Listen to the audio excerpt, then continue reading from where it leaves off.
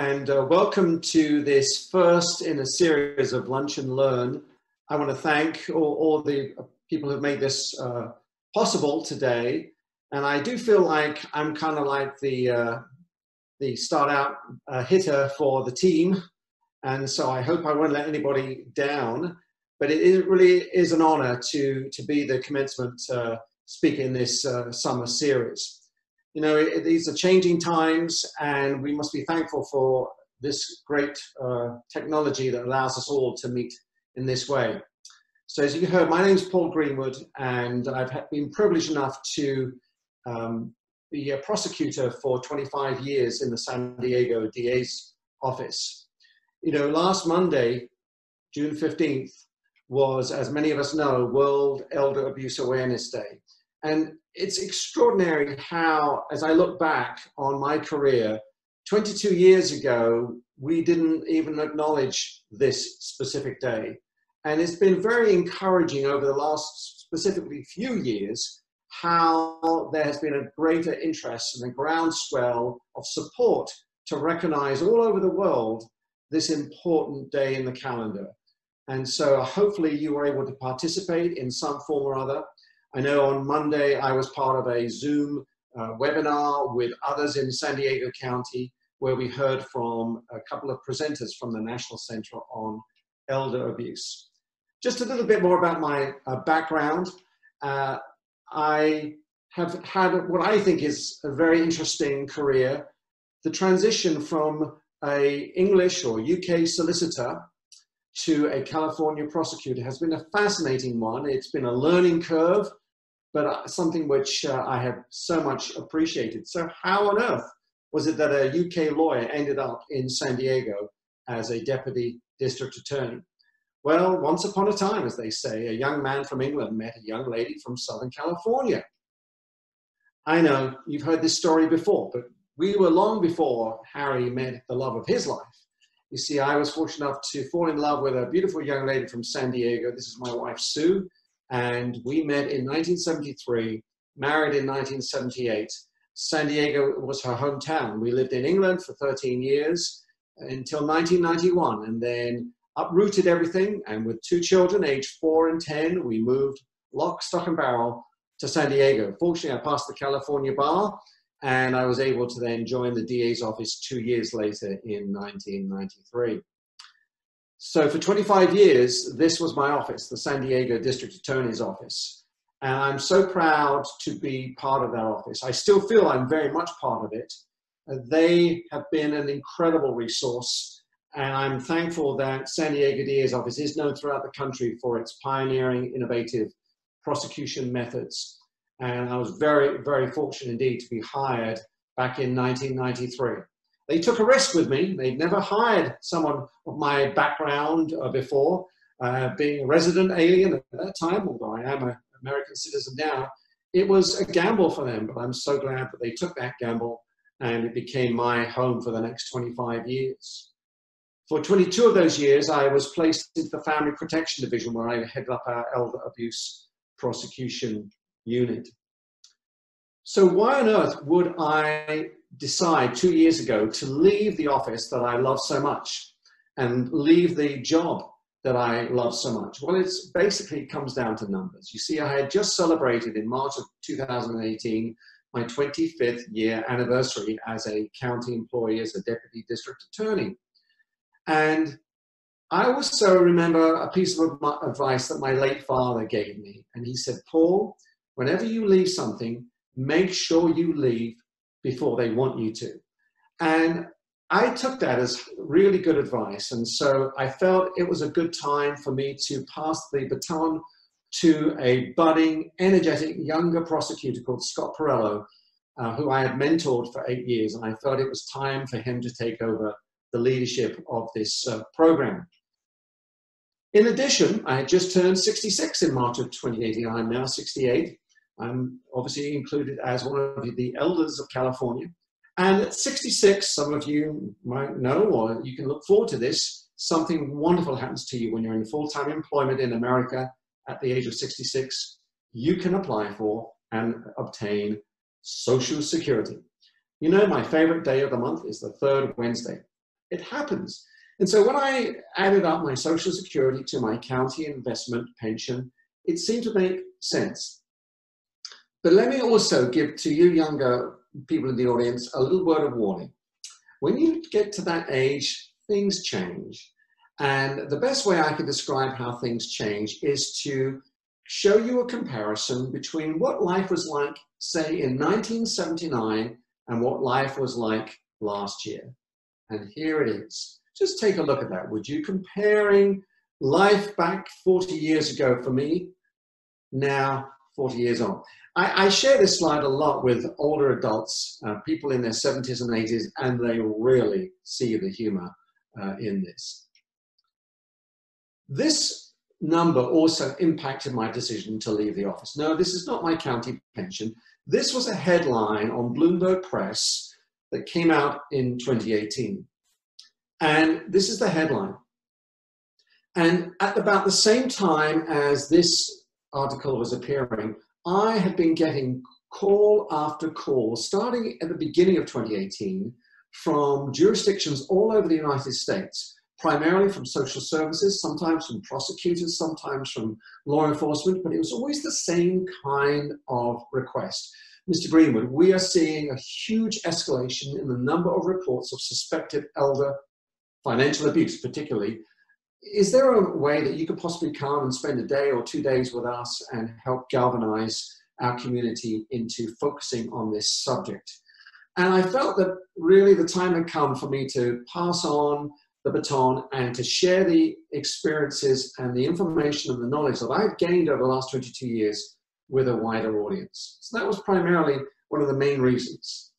In addition, 40 years of marriage. I had just celebrated my 40th wedding anniversary with my wife, Sue, and we really felt it was important to spend more time together.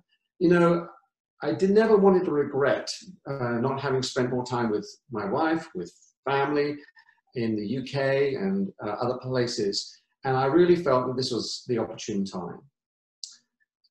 Going back now to my career in elder abuse prosecutions, it started all in basically January of 1996. And how it began was I was summoned to the elected DA's office. He told me, Greenwood, I've just had a phone call from Adult Protective Services.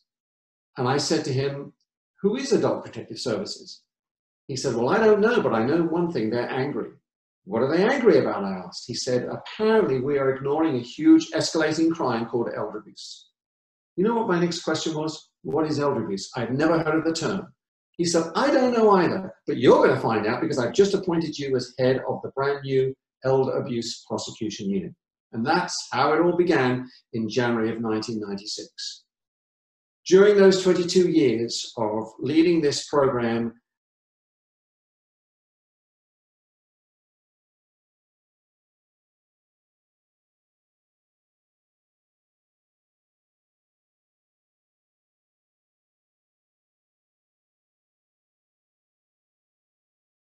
and one of the biggest lessons I've learned is this. For me, to get to the point of this, where I'm standing in front of a jury and I am communicating a closing argument with them about a serious elder abuse felony case, I am so conscious of the fact that this would not have been possible had it not been for a team of professionals around me, beside me, who had brought this to the point of me delivering this closing argument to a jury. And that's what it takes. It takes what I call the 3 C's. You know, one of the methods I use as a prosecutor in court was to try to encapsulate the theme of my case with 3 words, all beginning with the same letter. So I'm going to give you 3 words beginning with C, and that is cooperation, collaboration, and communication. You know, I learned very quickly that this is what it takes to bring people together. And we started, obviously, with me approaching Adult Protective Service. Oh, they embraced me. I mean, they were so happy to see a prosecutor assigned to elder abuse. And then I reached out to law enforcement. But that wasn't enough. I realized it takes a bigger team to make these cases come to life. It takes a multidisciplinary approach.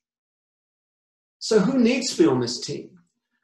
Well, it takes all different layers of local, state, and federal. So it takes, for example, on a state level, the Department of Aging to be involved. It takes the Department of Public Health, the Department of Social Services. On a county level, it takes social services, adult protective services, the long-term care ombudsman, the public guardian's office. It takes our federal colleagues. You know, there are so many times when we need to reach out to the feds because some of these cases of elder abuse go over state lines. We need to contact the postal inspectors. Sometimes we need to contact the Social Security Administration, sometimes Secret Service, sometimes the FBI, the US Attorney's Office. All these folks need to be involved. What about medical first responders, paramedics? I learned early on again that sometimes that paramedic is the key witness that can break open a case. But do you know how often prosecutors and police ignore paramedics as a wonderful opportunity to be a witness? And I also learned that jurors love paramedics. One of the reasons I think they love paramedics, number one, what is their job description? They're heroes, right? They're there to help people and save lives. Secondly, and I know this is not scientific, but in San Diego, most paramedics, most of them are male. And I do believe that you'll never ever find an ugly male paramedic. So of course, they come into court and all the jurors love them. Then if you reach out to the hospital staff, the ER nurses, the discharge planning, social work at the hospital, the doctors on call who examine the patient. Then go and reach out to the medical examiner's office who are called out for a death case. Maybe the death is suspicious. Maybe they should be asking questions. What about mental health personnel? I can't tell you how many times in some of my cases there was a mental health issue, sometimes for the victim, but more often than not for the perpetrator who was a family member, maybe with some kind of bipolar problem. So we need to get alongside the mental health personnel, bank tellers, credit unions, employees of all kinds of financial institutions. Who else? The gatekeepers, mail carriers, Meals on Wheels. What about clergy? What about the private bar who deal with clients who are elderly? They see a lot of elder abuse up front, but sometimes they are conflicted because of this dilemma of attorney-client privilege. But then we need to reach out to academia who are doing so much research in this field. Talk to gerontology departments, talk to people at University of Southern California, National Center on Elder Abuse, and all these other fantastic folks who look at elder abuse from an academic point of view and who can sometimes be very helpful with information and stats. The Alzheimer's Association, other advocacy groups, and don't forget older adults who have time on their hands who can actually then give you the perspective from being an older adult. That's not an exclusive list. I'm sure there are others that I haven't covered. For example, I've got to give a shout out to Department of Social Services, with whom I developed a great working relationship in the last few years of my career there at the DA's office, through community care licensing, where we uncovered a lot of allegations of neglect and abuse in assisted living facilities. What about contract to state license board, where you're dealing with illegal, unlicensed contractors? So there's a lot of different agencies that need to be reached out and brought into this environment of a multidisciplinary team. But once you've got them in a room, how do you use it?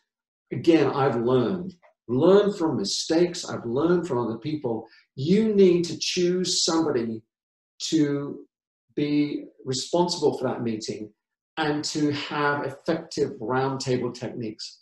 I can't tell you the number of times I've sat in one of those MDT meetings and I've looked around the room and I can tell you law enforcement is there and I'm so thankful they're there, but they switch off. They switch off because what is being discussed isn't relevant to them. And sometimes they find an excuse to leave. And I really wish sometimes we could develop skills on how to embrace everyone in that room, get them all involved, get them all plugged in, and not allow one person to monopolize the conversation or take over control of the meeting. I also learned early on that we need to address and try to avoid misconceptions. You know, I was falling into these traps myself, and slowly but surely, thanks to input from so many other people, I began to look inwards and realize that I was making mistakes and then try to not repeat those mistakes. For example, this one became very evident early on. You know, for the first few months in January of 1996, for about 7 months, I wasn't getting any cases as a prosecutor.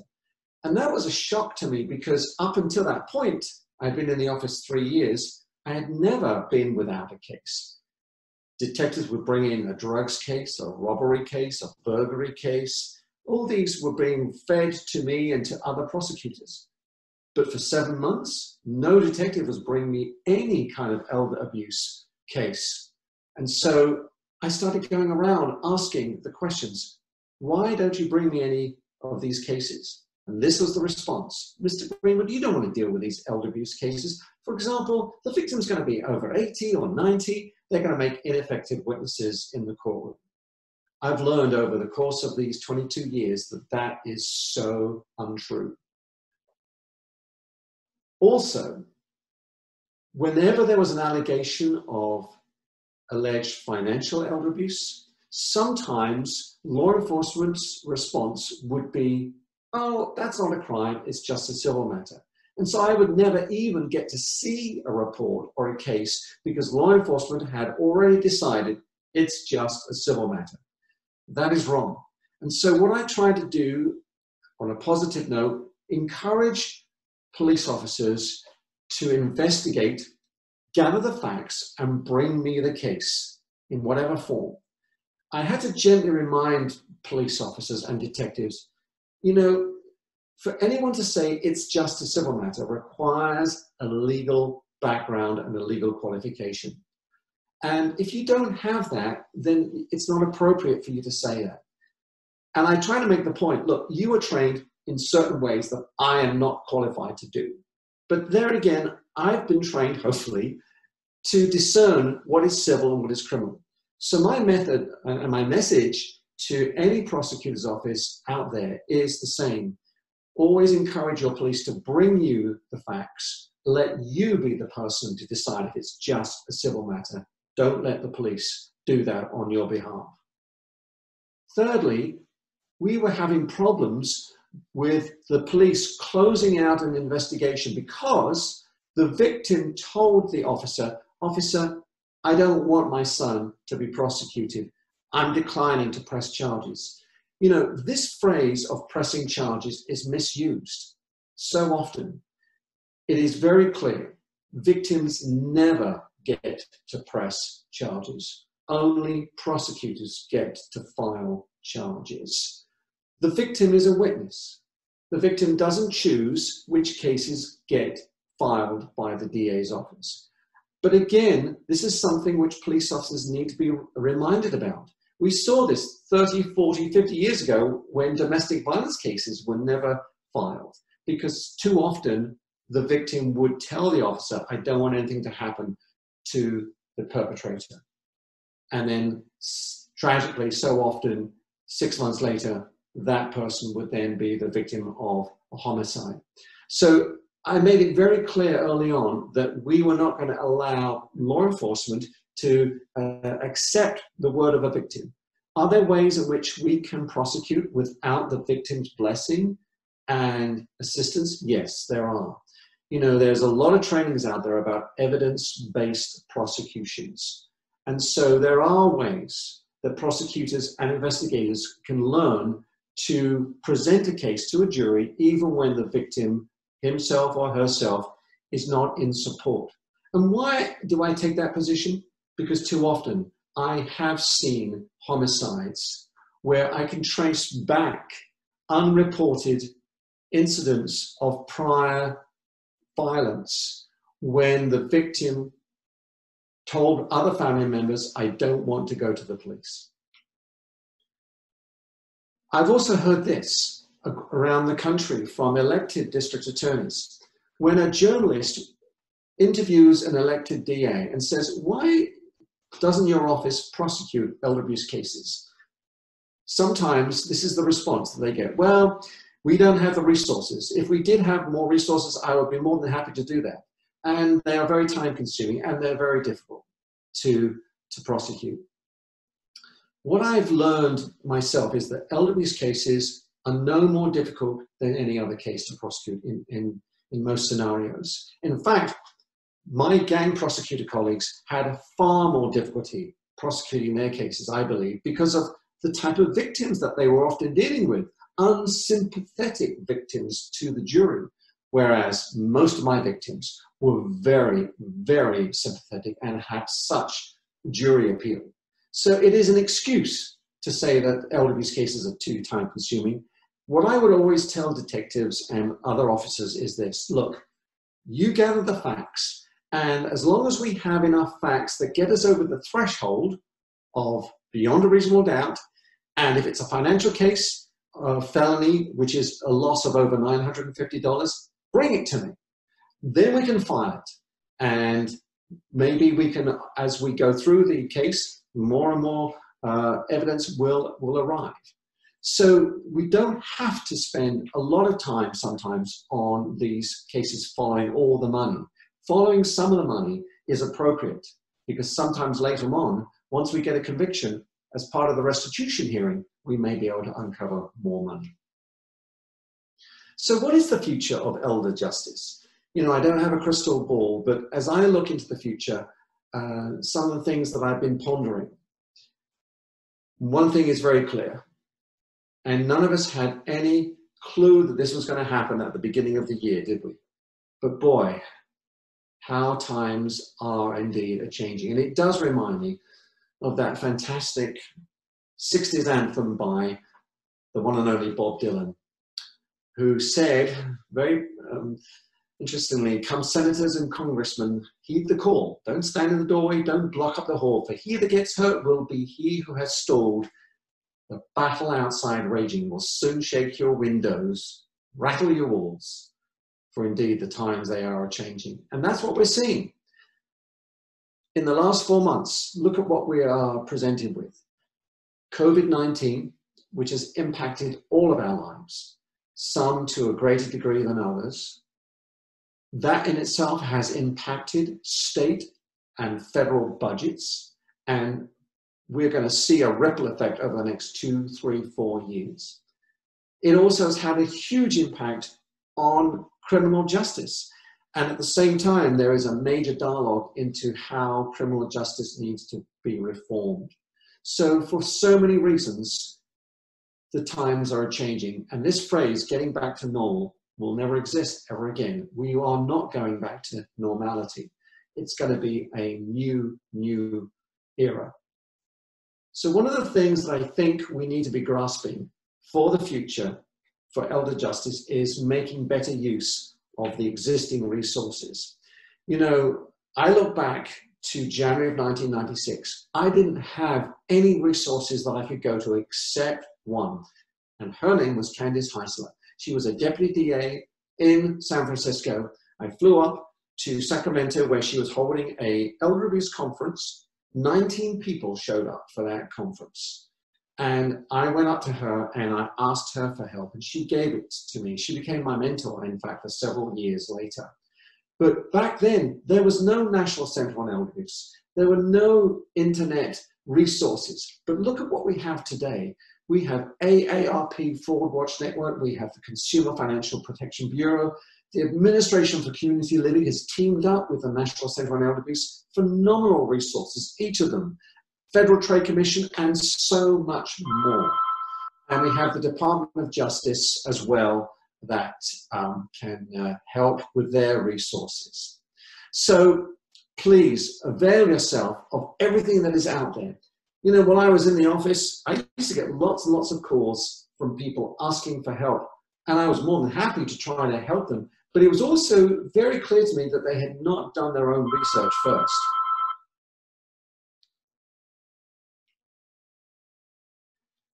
Also, we need to become more involved in local elder abuse task forces. You know, one of the gratifying things has been over the last 3 or 4 years to see more and more community multidisciplinary teams pop up all over the country.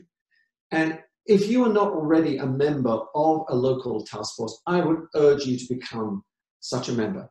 But you may be saying to me, well, I don't know where to begin. I don't know where there is one. Well, if you're in that kind of a mode and you can't find anything, let me know. And I'll try to put you in touch with somebody in another locale, maybe in the same state, and see what we can do to place you there. Or you may become the person to start an elder abuse task force in your locality. We have several different multidisciplinary teams in San Diego. One of the most successful has been the creation of what we call the Elder Protection Council, where we meet several times a year. And the last time was on Elder Abuse Awareness Day on Monday when we met virtually. One thing I've also learned is that older adults don't like the term elder abuse. They much prefer the term elder protection. So that's just some food for thought. We also, as I look to the future for criminal justice for elders, we need to become more vocal.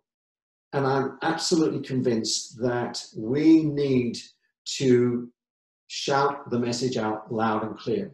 One of my concerns that as the state and federal budgets get trimmed drastically over the next 2, 3, 4, 5 years, I am concerned if in fact resources for elder programs get trimmed. We must not allow that to happen. And the only way we can do that is by sharing our voice. And what is the message? The message is one that has to be said, because if we don't, it's going to remain a silent epidemic. We've got to let those in power know how serious and how much this crime is escalating. You know, the Attorney General for Kansas said it well. He said, it's a silent epidemic. It operates in the shadows. But if there's one thing that you can take as a starting point, it's this. By the year 2035, there'll be more people over the age of 65 than children under the age of 18. Now that's a powerful statement, and it's one which should convince our legislature not to cut the budget for adult protective services, not to cut the Ombudsman's budget, not to cut the Department of Aging. These need to be funded more as we see more and more potential victims of elder abuse. We need more and more resources out there for them. And the only way we can make this happen is if we all do our part in advocating clearly and loudly. You know, I am a believer in peaceful protest. And there's power in peaceful protest. We've seen that already over the last few weeks. The changes that are being made almost overnight is incredible because people listen when we are united in our voice. You know, I am a fan of English Premier Soccer, and I'm so thankful that it's back on and I'm watching it. This week, we had an extraordinary story. This is a picture of Marcus Rashford. He is a very talented soccer player for Manchester United. He's 22 years of age. He came from a very poor background. He was one of several children in the family being raised by a single mother on her own. And he took it upon himself this week to advocate on behalf of poor children throughout the United Kingdom and told the UK government that they were wrong to stop or suspend summer vacation school funding for meals for children. As a result of his one voice, the UK Prime Minister Boris Johnson did a total U-turn and changed the policy overnight because of his one voice, the power in a peaceful protest. Now, I know Marcus Rashford has a platform and he obviously has social media with thousands and thousands of people, but together we also can have a voice and we can make it heard with those that need to hear it. I also urge us to be part of the alternative policing discussions. These are going to be going on for several months with the mayor's offices all across the country, with police commissioners, with police departments. And one of the things which I think is absolutely essential is to encourage police departments in some calls to have a team go out on an elder abuse call. We have in San Diego the PERT team, the Psychiatric Emergency Response Team, where a trained social worker, a trained psychologist, and a medical person will go out on a call with a police officer. And when you've got an adult protective service worker, a caseworker out there on the call, or a psychiatric nurse on the call, it's amazing the difference and the dimensions that they can bring, and maybe bring about a resolution that otherwise would not happen. So I am a great advocate for alternative policing, such as the PERT team in San Diego. Also, we need better prosecution collaboration between the various prosecutors' offices, starting with the local county prosecutors, some people call it deputy DAs, working alongside their city counterparts, the city attorney's offices, the municipal attorneys who prosecute maybe the crimes committed within the city limits, whereas the county does the county. Talk with each other and try to get together often, and then reach out to your state attorney general's office. You know, one of the success stories we had was when we were looking at uncovering crimes in assisted living facilities. I reached out to our San Diego-based Deputy Attorney General in San Diego, Hardy Gold, and together we formed a team. And as a result, he offered resources for us, and we did similar to them, so that sometimes we borrowed their investigators to help us investigate and uncover evidence for cases that we were prosecuting. And then thirdly, we all need to reach out to the United States Attorney's Office.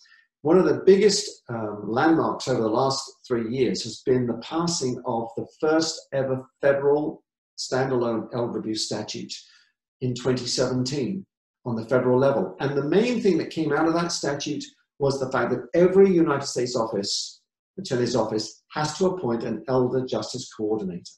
So you need to know who your elder justice coordinator is for your region, and reach out to them and ask them for assistance and ask them to be part of your team. And I'm sure they will welcome that introduction and be happy to be part of that.